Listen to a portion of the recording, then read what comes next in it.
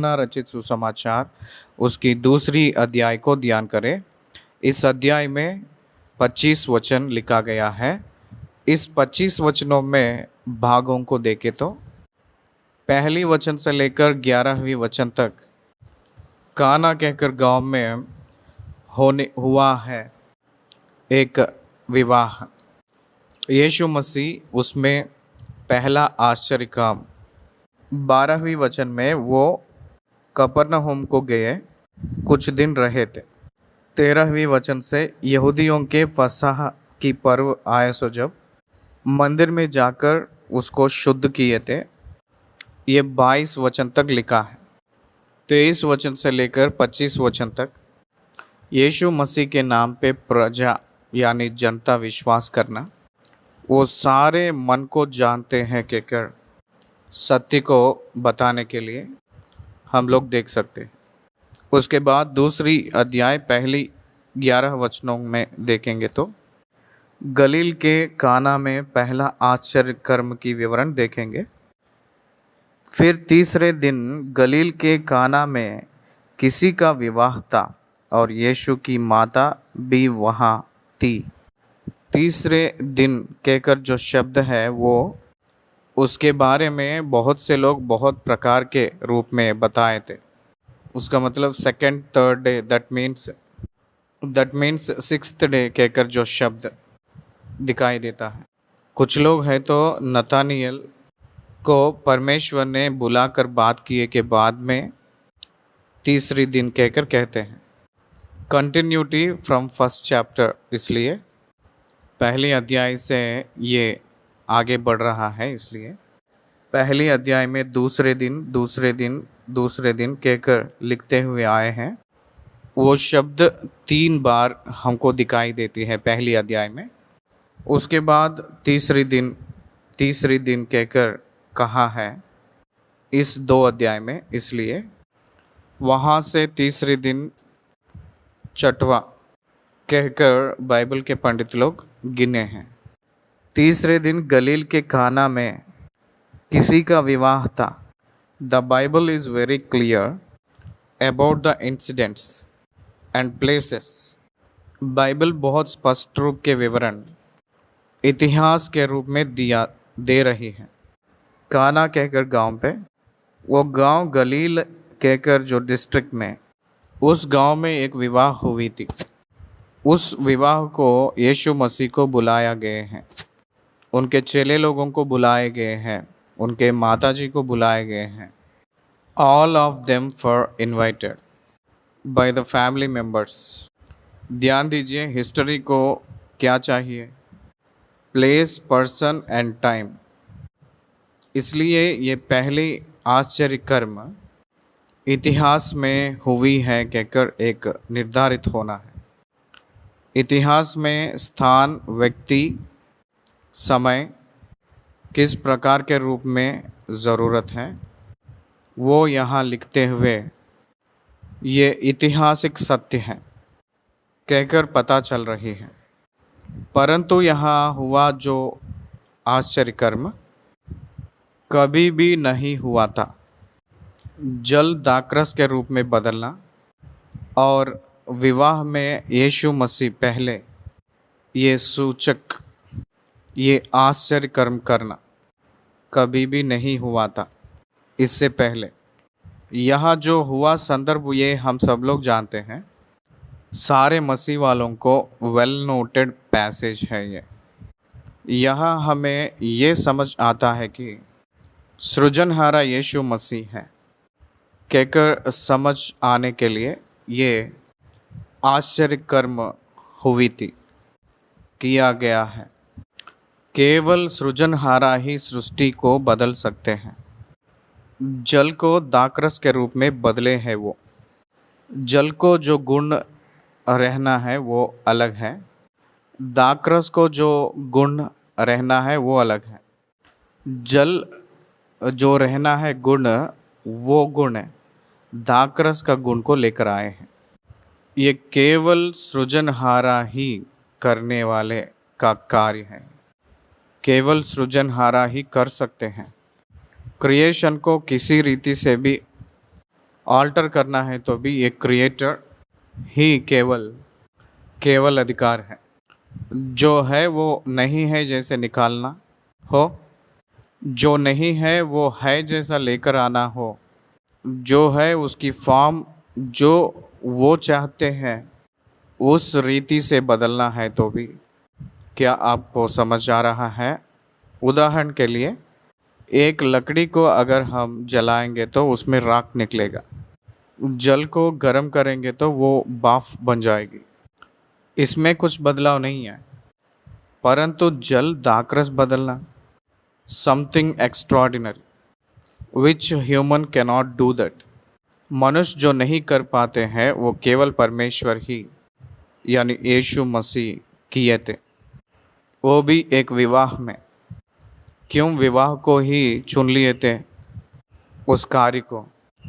आपको बाइबल ग्रंथ में छठवें दिन, सृष्टि की छठवें दिन यीशु मसीह किस रीति से तीसरी दिन मतलब छठवें दिन, ऊपर की 3 डेज को मिला लेंगे, थर्ड डे का मतलब 6th डे, जैसे विवाह के दिन आश्चर्य कर्म किए थे। आदन की वाटिका में वो स्त्री पुरुषों को निर्माण किए हुए दिन 6th डे है। छठवें दिन ही मनुष्यों का निर्माण हुआ था सृष्टि में।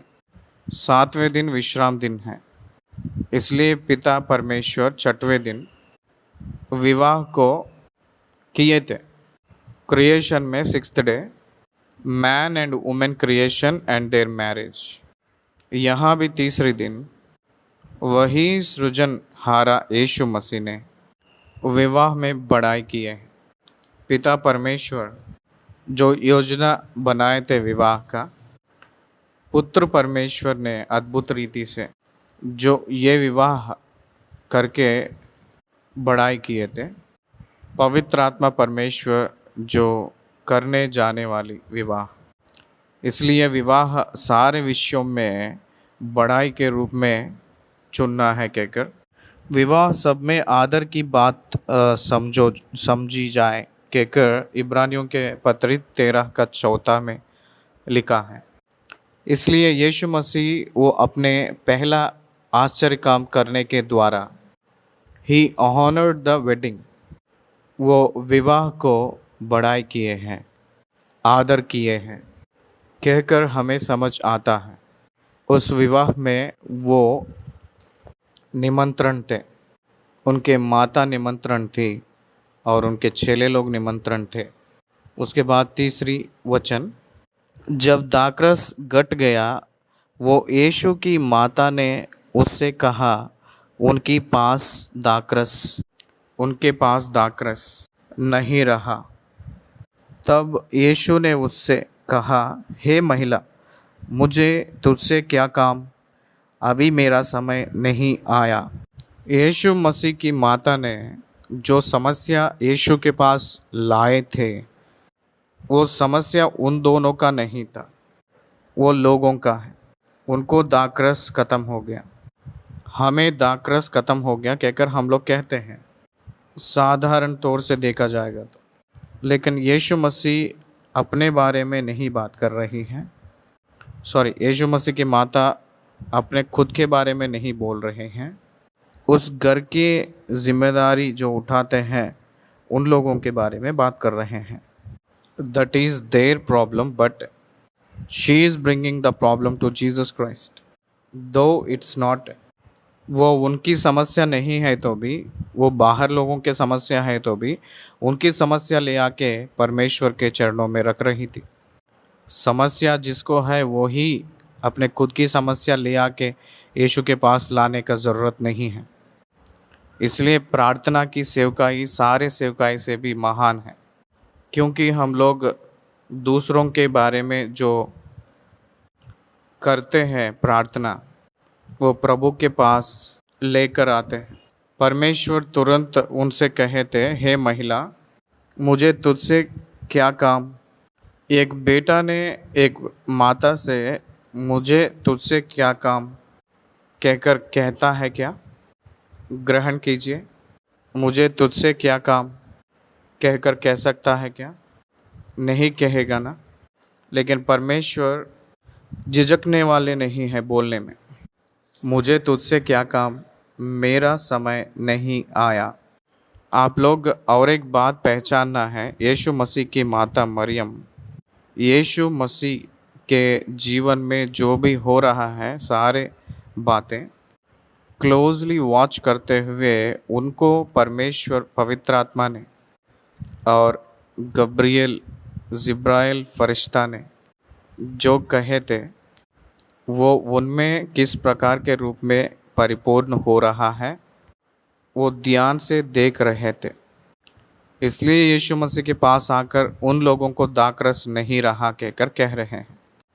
क्या आपको समझ आया है? She understood who he is. वो कौन है उनको पता चल गया, क्योंकि वही है ना 9 महीना उठाकर पाली हैं, अपने पेट में बोझ उठाई हैं। क्यों आकर यीशु मसीह को बोली है पता है? यीशु मसीह का समय आ चुका है। अब वो खुद जो सोचते हैं वो कार्य करने के लिए, इसलिए वो सोची थी, इसलिए आकर बताई थी। Please note this point. उसके लिए उन्होंने जो दिए हैं उत्तर, मेरा समय अभी आया नहीं, मुझे तुझसे क्या काम, it's none of your business though you are my mother, it's none of your business, it is God's business, you have nothing to do with this. क्या समझ रहे हो? शारीरिक संबंध कोई भी अधिकार को यहाँ संबंध नहीं है। परमेश्वर के काम परमेश्वर कर लेंगे, परमेश्वर के समय में कर लेंगे।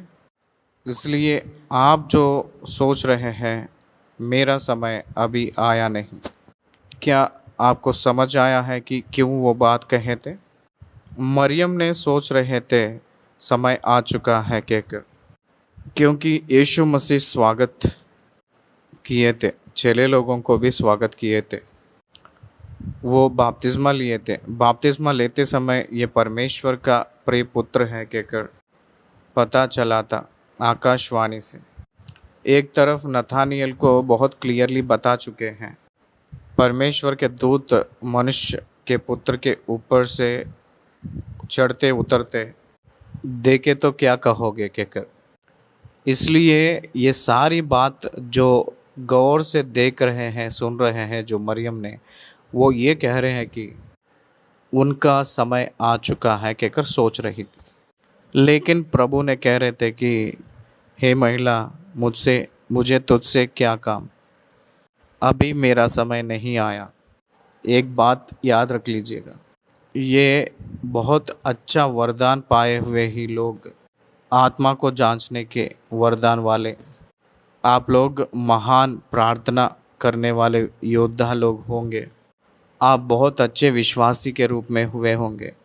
आपकी एक्सपेक्टेशंस पूरा एजम्पशंस 100% करेक्ट नहीं है। It reverse the time table of God. आपकी अंडरस्टैंडिंग कुछ संदर्भ में आपके सोच बदलेंगे। परमेश्वर की कैलकुलेशंस से कुछ सोच अलग रहता है। ये बहुत मुख्य संदेश है।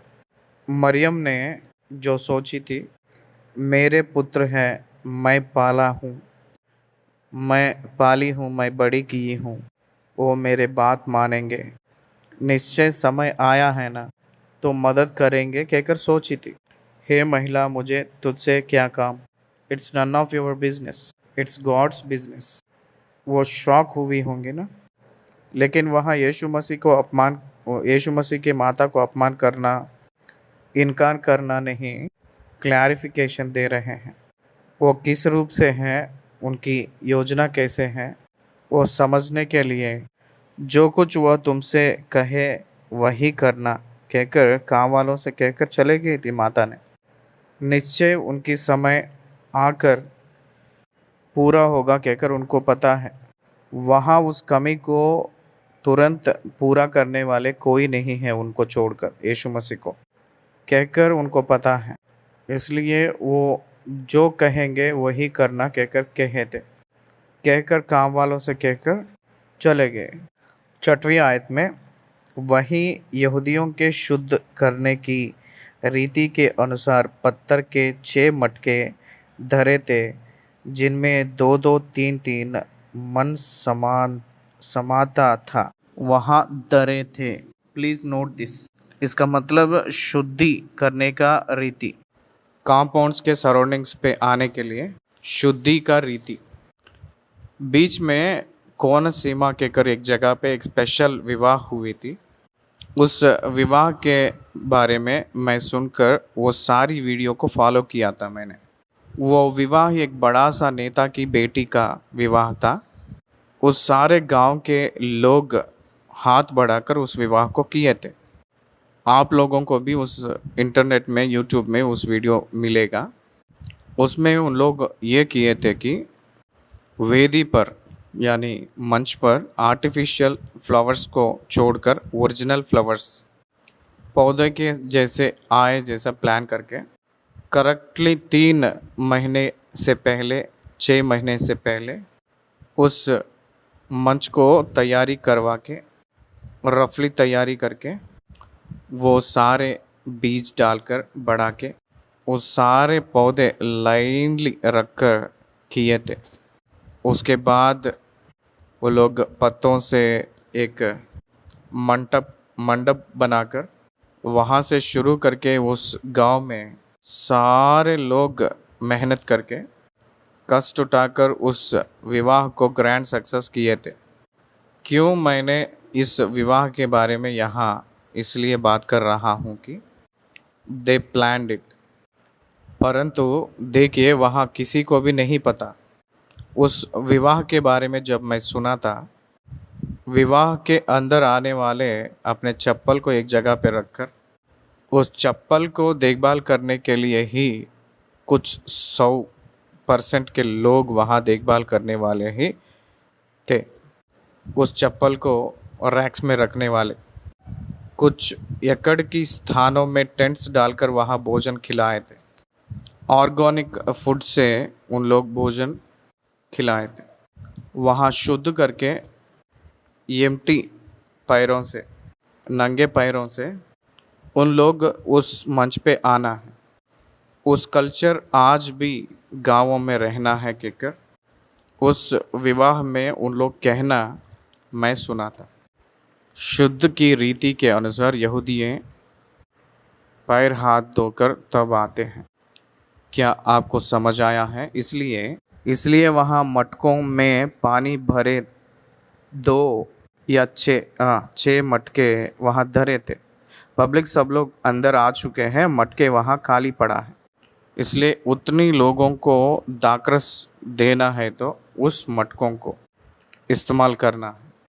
इसलिए परमेश्वर कितना प्लानर कहकर पूछे तो किसको इस्तेमाल करना है वो पहले से ही तैयार करके रखते हैं। इसलिए रोमियों के पत्री 8 अध्याय 28 वचन में कहते हैं, जो लोग परमेश्वर से प्रेम रखते हैं उनके लिए सब बातें मिलकर भलाई ही को उत्पन्न करती हैं, अर्थात उन्हीं के लिए जो उसकी इच्छा के अनुसार बुलाए हुए हैं कहकर लिखा है। इसलिए वहाँ मटके रखा गया है। पहचानिए, परमेश्वर वो अपने आधीन में सब कुछ रखकर काम करते हैं। यीशु मसीह कहते हैं वो मटके, कौन सी मटके? पत्थर की 6 मटके धरे थे ना, वो मटके धरे थे कहकर लिखा है ना, वो पर्टिकुलरली उस जगह पे रखा गया है। जो रखे हैं उसको भी पता नहीं है कि वो दाक्रस उसमें से आएगा कहकर। इसलिए अनएक्सपेक्टेड थिंग्स करते हैं परमेश्वर। Humanly unexpected but divinely planned. Humanly unexpected but divinely planned. मानव रूप से वो अनएक्सपेक्टेड, सोच से भी परे हैं, लेकिन दैविक रूप में देखेंगे तो वो बहुत सी प्लान्ड है। यीशु मसीह उस मटकों को पानी भर दो, उन्होंने मुंह भर दिया, मुँह भर दिया। उस मटकों को पानी से क्यों भरना है? और कौन लोग आएंगे शादी में? कोई आएंगे नहीं ना, सब लोग तो आ चुके हैं। जाते वक्त कोई भी पैर धोकर नहीं जाएंगे ना। फिर से जल से भरे हुए हैं क्यों, ये जल से भरो कहकर क्यों कह रहे हैं। माता मरियम ने कहे थे जो वो कहते हैं वही करना कहे थे, इसलिए करना शुरू किए थे। उन्होंने उन्हें मुँह भर दिया। आधा ही भरे कहकर कहेंगे तो पार्शियल ओबीडियंस दिखाए हैं। मुँह भरने का अर्थ क्या है? इसका मतलब पूरा भर दिए हैं, मतलब संपूर्ण रूप में वो अपने परमेश्वर के बात को माने हैं। उस माता मरियम की बात को परिपूर्ण रूप में वो लोग आधीन हुए हैं कहकर अर्थ है। 8वीं वचन में, तब उसने उनसे कहा, अब निकाल कर बोझ के प्रधान के पास ले जाओ। जल को कौन भरे हैं? वही काम वाले, वही सेवक लोगों को परमेश्वर ने कह रहे हैं कि अब निकाल कर बोझ के प्रधान के पास ले जाओ कहकर कहते वक्त वही सेवक लोग उसी जल को डुबो कर ले जा रहे थे। ये क्या है? जल को प्रधान के पास क्यों? उन लोग जो डाले हैं वो भी जल हैं, वो लोग जो निकाले हैं वो भी जल ही हैं। लेकिन उस बोझ के प्रधान उसको चक किए सो तब वो जो बात किए हैं वो बातें क्या है? वो दाखरस है, अच्छा दाखरस है कहकर गवाही दिए हैं। इसलिए आप लोग पहचानना है उनकी विश्वास, उनकी आज्ञाकारिता उस जल को अद्भुत रीति के दाखरस के रूप में बदलने के लिए उपयोग हुआ है। Your faith and obedience to the word of God will make God to do great things in your life. आपके विश्वास और आपकी आज्ञाकारिता परमेश्वर को आपके और महान कार्य करने के लिए इस्तेमाल होती है। इसलिए यहाँ क्या हो रहा है? उस दाखरस बोझ के प्रधान के पास लेकर गए हैं, लेकिन 9 आयत, जब बोझ के प्रधान ने वह पानी चखा जो दाखरस बन गया था और नहीं जानता था कि वह कहाँ से आया है, परंतु जिन सेवकों ने पानी निकाला था वे जानते थे, तो बोझ के प्रधान ने दूल्हा को बुलाकर उससे कहा। क्या समझ रहे हैं? दाखरस कहाँ से आया है और नहीं जानता था कि वो कहाँ से आया है। उस बोझ के प्रधान को दाखरस के रूप में दिखा है, वो बहुत स्वादिष्ट, परंतु जिन सेवक ने पानी निकाला था, निकाल कर कब गए थे? उस समय वो पानी ही था। सेवक लोग पानी से भरे थे मटकों को और पानी को निकाले थे, पानी उसमें डाले थे मटके में और पानी डुबो कर निकाले थे और बोझ के प्रधान के पास लेकर गए थे। लेकिन बोझ के प्रधान ने कह रहा है और वो नहीं जानता था कि वो कहाँ से आया है। तो बोझ के प्रधान ने दूल्हा को बुलाकर उससे कहा। दूल्हा को कुछ भी नहीं पता, दाखरस खत्म हो गया है कहकर नहीं पता, और मरियम ने यीशु मसीह को कहे हैं कहकर वो भी बात नहीं पता। यीशु मसीह उस मटकों को जल से भर दो कहकर जो कहे थे वो बात भी उसको नहीं पता। उस मटकों में जो भरे हैं पानी, उसमें से डुबो कर लाना भी उसको नहीं पता। वो दाखरस बोझ के प्रधान के पास पहुंची है कहकर भी नहीं पता। उस दूल्हा को नॉलेज नहीं था। उस दूल्हे से बोझ के प्रधान ने कहा, हर एक मनुष्य पहले अच्छा दाखरस देता है और जब लोग पीकर चख जाते हैं तब मध्यम देता है, परंतु तूने अच्छा दाखरस अब तक रख छोड़ा है। यहाँ शादियों में जो आम बात होता है वही बताए थे। सबसे पहले अच्छे अच्छे दाखरस पिलाते हैं, उसके बाद मध्य में का देते हैं। इसका मतलब क्वालिटी ख़त्म हो जाएगा। फर्स्ट क्वालिटी से भी सेकंड क्वालिटी कम होता है। पहले जो देते हैं क्वालिटी वो अच्छा क्वालिटी देते हैं, दूसरी बार जो देते हैं कुछ कम करके देते हैं। हर एक शादी में ऐसे होते हैं, लेकिन आप तो पहले क्वालिटी से भी अच्छा क्वालिटी सेकंड टाइम सबमिट किए हो। इसका मतलब आप समझ लीजिए, सबसे पहले जो बाटे हैं वो दाखरस बहुत समय पहले की मतलब उस समय की दाकरस का मतलब एक लड़का पैदा हुए सो जब वो जो पैदा होता है उसके पिता उस बेटे के विवाह के लिए एक बड़ा सा गड्ढा खुदवा कर उसमें दाकरस को रखकर उसके ऊपर मिट्टी डालकर रख छोड़ता है। तब उसका बेटा बड़ा होता है विवाह का समय तक उसको वैसे ही छिपा के रखता है दाकरस को। लमसम 40 ईयर्स, 40 साल वो मिट्टी के अंदर ही रहता है, इसलिए वो नशा देती है। इसका मतलब 40 साल जो किए हैं उस दाकरस से भी एक क्षण में जो बना कर दिए हैं दाकरस, वो अच्छा दाकरस था, अच्छा दाकरस के रूप में बदला है। शहद से जो आता है दाकरस उससे भी मिरेकल से जो आया है वो दाकरस अति मधुर है। That is the testimony. ये क्या है, कैसे बदला है कहकर आश्चर्य रूप में दूल्हा ने देख रहा था। हम लोग भी अपने जीवन में दूल्हा के समान परमेश्वर जो करते हैं आश्चर्य कर्म, उस विषयों में हम लोग आश्चर्य होते हैं।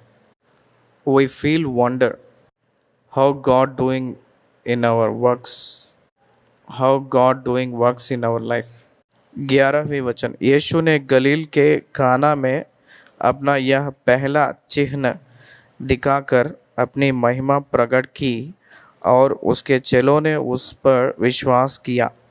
ये वचन हमें ये याद दिलाती है कि उन पे चेले लोग विश्वास करने लगे, विश्वास किए। ये है रिजल्ट।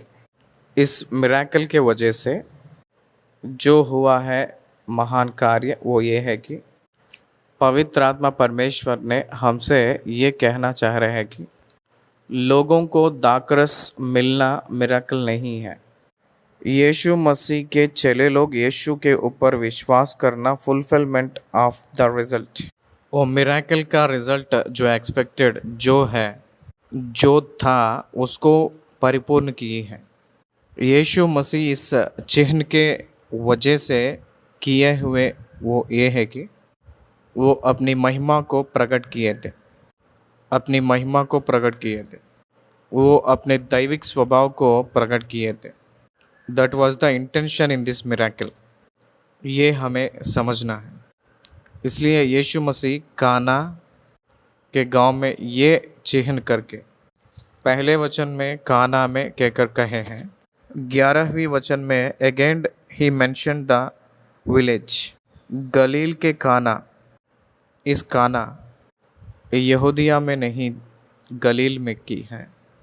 गलील में बहुत प्रतिशत जेंटाइल पीपल इन्फ्लुएंस रहता है, इसलिए गलील का काना में, इसका मतलब जहाँ डिवाइन इन्फ्लुएंस्ड पीपल कम रहते हैं उस जगह में ये मिरेकल हुई है।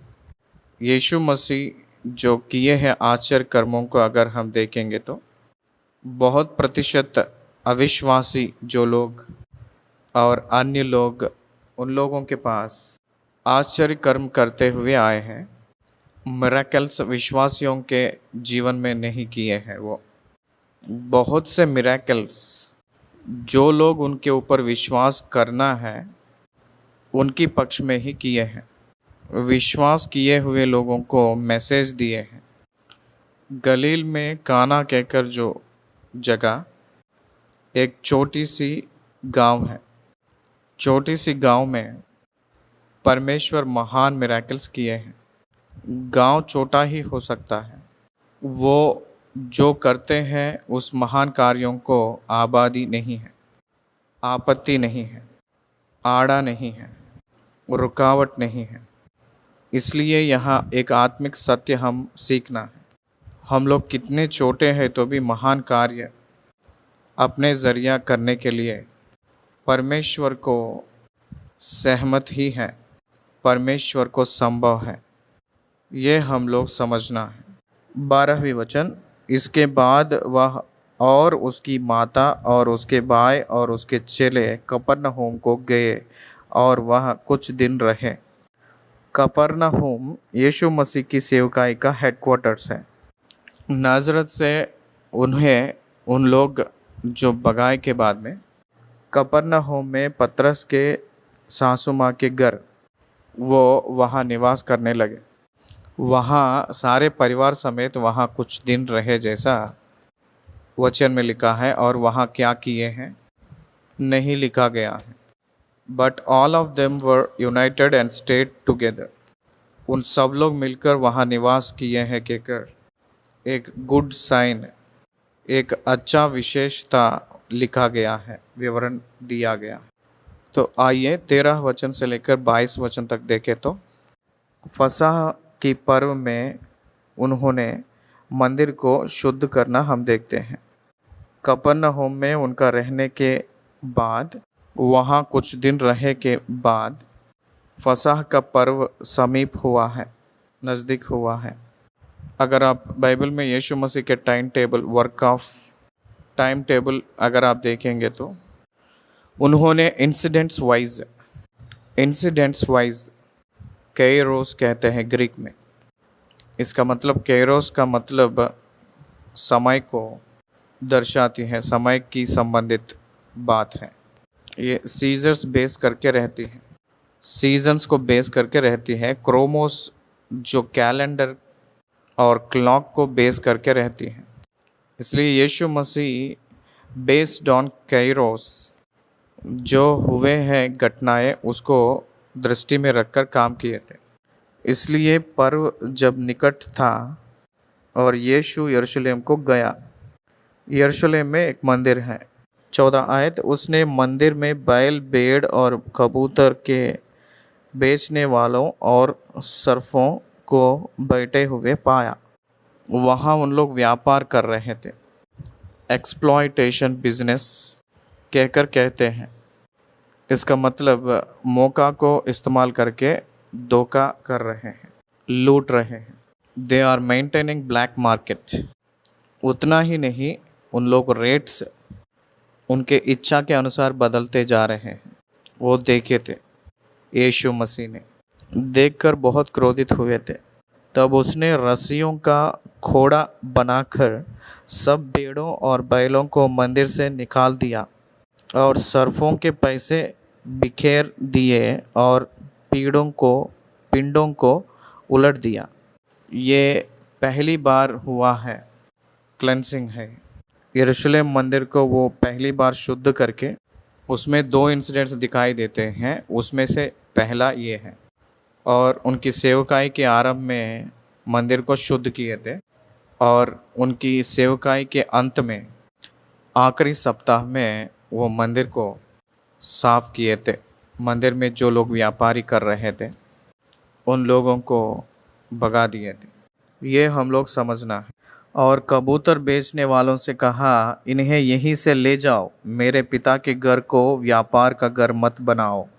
मंदिर को मेरे पिता के घर कहकर कहे थे, मतलब the dwelling place of the heavenly father. पिता परमेश्वर निवास रह रहे हैं उस संदूक में। उस संदूक में गॉड्स प्रेजेंस हमेशा रहता है। इसलिए आप व्यापार यहाँ मत किया करो कहकर उन लोगों को भगा दिए थे। उनके चेले लोग एक इंसिडेंट को, एक स्क्रिप्चर को याद कर लिए थे इस संदर्भ में। वो ये था कि भजनकार ने कहा था, तब उसने चेलों को स्मरण आया कि लिखा है, तेरे घर की धुन मुझे खा जाएगी। 18 में इस पर यहूदियों ने उससे कहा, तू जो यह करता है तो हमें कौन सा चिन्ह दिखाता है कहकर पूछे थे। यहूदियों ने यीशु मसीह जो किए हैं उस कार्यों को देखते वक्त, आपने कौन सी कार्य, कौन सा चिन्ह दिखाएंगे, कौन सी चिन्ह हमको करके दिखाओगे कहकर कहते वक्त इस मंदिर को, यीशु ने उनको उत्तर दिया, इस मंदिर को ढा दो और मैं इसे 3 दिन में खड़ा कर दूंगा कहकर कहे थे।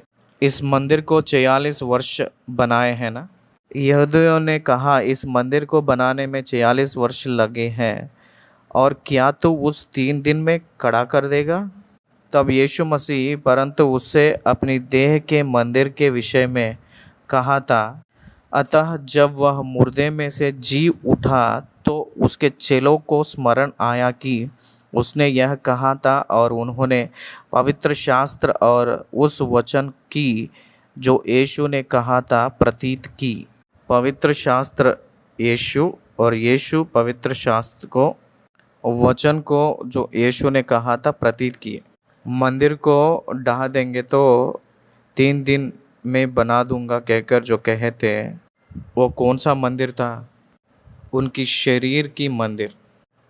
यही बात पौलुस ने कहते हुए कुरिन्थियों को लिखे है कि आपके शरीर परमेश्वर के लिए मंदिर है कहकर आप जानते नहीं क्या कहकर कहे थे।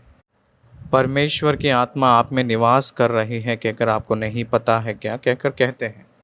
हाँ, परमेश्वर के देह, इस देह परमेश्वर से दिया गया हुआ एक मंदिर और आत्मा का मंदिर है, आत्मा के लिए मंदिर है कहकर क्या आप जानते नहीं कहकर पौलुस ने कहे थे। इसलिए यीशु मसीह के शरीर कहकर जो कहा जा रहा है वो मंदिर डाह देने का मतलब मार देंगे तो, आप लोग मार देंगे तो मैं तीसरे दिन जी उठूंगा, तीसरे दिन जी उठूंगा और मृत्यु के ऊपर जय पाऊंगा, पुनरुत्थान होऊंगा कहकर प्रभु ने उनसे कहे थे।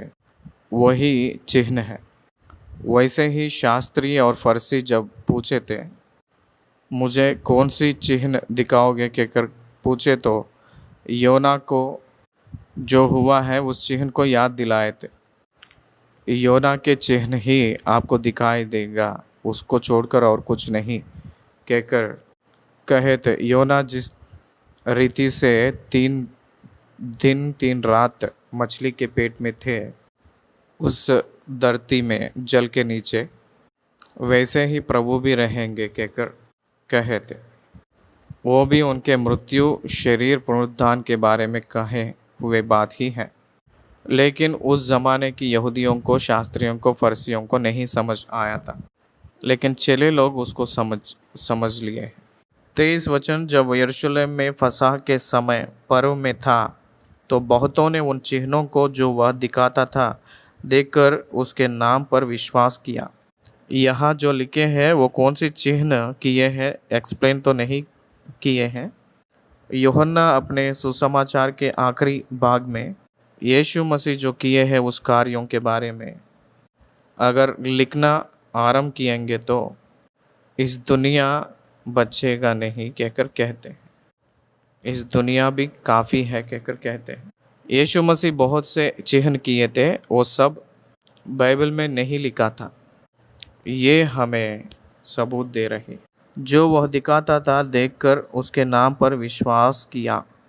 बहुतों ने उन चिन्हों को जो वह दिखाता था देखकर उसके नाम पर विश्वास किया, परंतु यीशु ने अपने आप को उनके भरोसे पर नहीं छोड़ा क्योंकि वह सबको जानता था और उसे आवश्यकता ना थी कि मनुष्य के विषय में कोई गवाही दे, क्योंकि वह आप ही जानता था कि मनुष्य के मन में क्या है। एक परमेश्वर ही मन की बात को जानता है। यीशु मसीह मनुष्य के मन को जानते हैं, इसलिए वो परमेश्वर के रूप में हम लोगों को समझना है। एक मनुष्य के हृदय मनुष्य नहीं जानता है, परमेश्वर ही जानता है। शैतान को भी मनुष्य का हृदय नहीं पता है, एक परमेश्वर को और उस व्यक्ति को ही उस हृदय को पता है। इसलिए यीशु मसीह मन की बात जानते हैं, इसका मतलब inner heart of a man known to Jesus Christ. इसलिए वो किसी के वश में नहीं हुए, ही इज़ इंडिपेंडेंट, और उसे आवश्यकता ना थी कि मनुष्य के विषय में कोई गवाही दे। फलाना व्यक्ति के बारे में फलाना गवाही मैं दे रहा हूँ कहकर परमेश्वर के सामने यीशु मसीह के बारे में गवाही देने का ज़रूरत नहीं है।